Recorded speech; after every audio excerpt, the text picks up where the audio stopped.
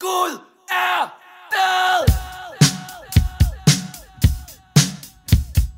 Ned i Nilses farmors kælder, holder til et band, der spiller punk. Vi drikker bajer, chiller, jakkerne er lavet af læder. Kun vennerne ved hvad vi hedder, og selvom vi aldrig kommer nogen steder, hopper vi stadig rundt og sveder hver gang vi spiller på de små spillesteder og skriver rockhistorie. Men der er ingen der kan se det, og der er ingen der gider lytte til vores CD.